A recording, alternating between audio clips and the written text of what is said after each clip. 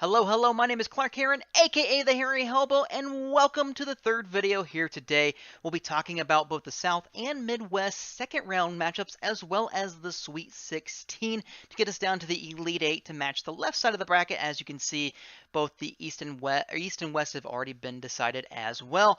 So, without further ado, let's go ahead and make some picks.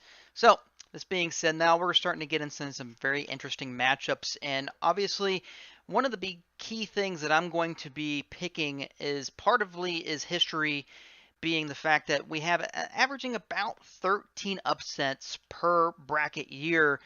So I'm keeping that in the forefront in my mind as I'm making these picks because I don't want to go chalk, but at the same time, there's a lot of really good teams out there, and a lot of the top teams are deserving of their positions. But first and foremost, the only reason I bring that up is because I'm going to go ahead and pick Virginia to win this one. And really, it's one of the few times in a Tony Bennett era that Virginia has been able to make it to the Sweet 16. I think this is finally the year that they break through after the disaster what happened last year.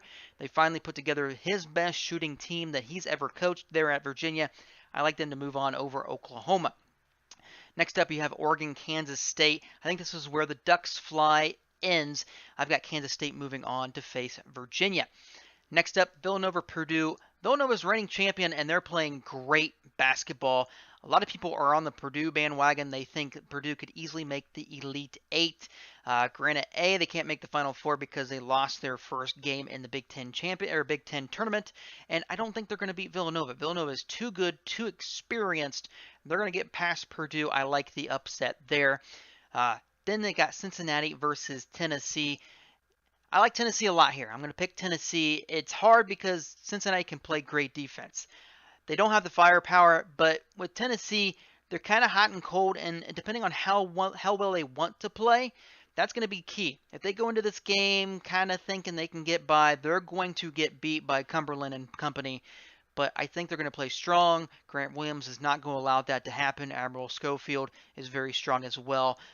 Bone is one of the best guards in the country. Give me Tennessee to move on to face Villanova.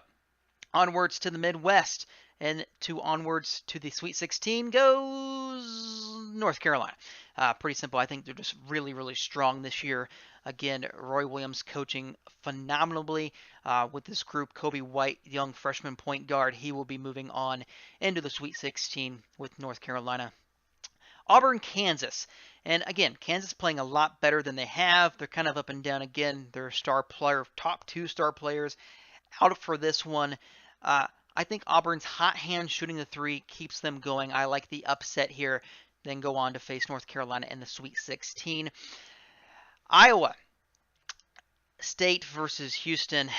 This one was a tough one because Houston's very strong. I like them coming out of the AAC, but I also like Iowa State coming out of the Big 12 here. And this is where I think an upset could happen, and I think it will. I think Iowa State is strong enough, has been playing great basketball. They will be moving on to the Sweet 16. And then last but not least, Wofford versus Kentucky. And I'm a big-time Kentucky fan. Big Blue Nation. I would love to put them forward, but I know what Kentucky's capable of. They are great defensively, and Wofford could have the hot hand. If they come into this shooting as great of a three-point team as they have been all year long, shooting 41% as a team, it could be big-time trouble for Kentucky. Kentucky's got the size. I think they could easily guard Wofford. This is going to be a very close game. I would hate to pick it, but I've got to.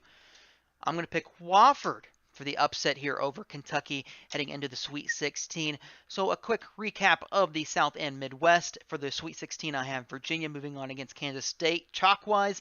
Then I have Villanova upsetting Purdue to go on against Tennessee. I have North Carolina facing Auburn, and then a little bit of an upset at the very bottom, Iowa State versus Wofford. So without further ado, let's go ahead and scroll on up here, and we will pick the Sweet 16. So let's go ahead and go back to this screen here real quick because I need to do one little thing here, and boop, there we go.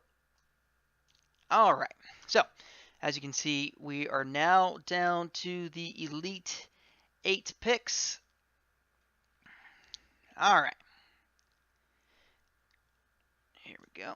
All right, so now we are down to the Sweet 16 picks in order to get to the Elite Eight. A quick reminder of the top. As you can see, I had Duke versus Michigan State and then Gonzaga versus Michigan.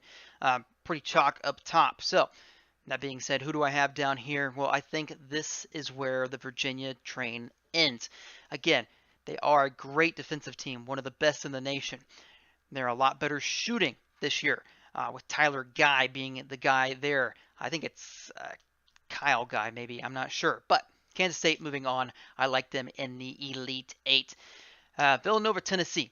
Very strong game here. Honestly, for this one is going to be very interesting. I think Villanova too strong. They'll be moving on to the Elite Eight over Tennessee. North Carolina, Auburn. I believe this is where three-point shooting, I don't think Auburn has enough. I like North Carolina to move on to the Elite Eight. And then, last but not least, Iowa State or Wofford. I think this is Wofford's final run. They kind of lose a little bit of steam here. I like Iowa State to move on. So, for a quick update, you have Kansas State, Villanova, and the Elite Eight of the South. And then for the Midwest, we have North Carolina versus Iowa State.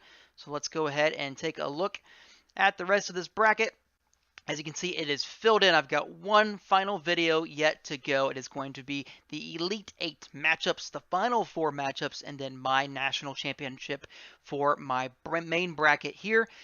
So if you haven't seen the other videos, my other picks, why I picked them, simply click on them. Take a look, see exactly who I've picked, and click that little notification button. It will notify you when new videos get uploaded. This one will be uploaded with the other two tomorrow, and then Wednesday will be my final video when I talk about, again, the Elite Eight all the way through the national championship game. As for now, my name is Clark Heron, a.k.a. the Hairy Hobo, and I'm out.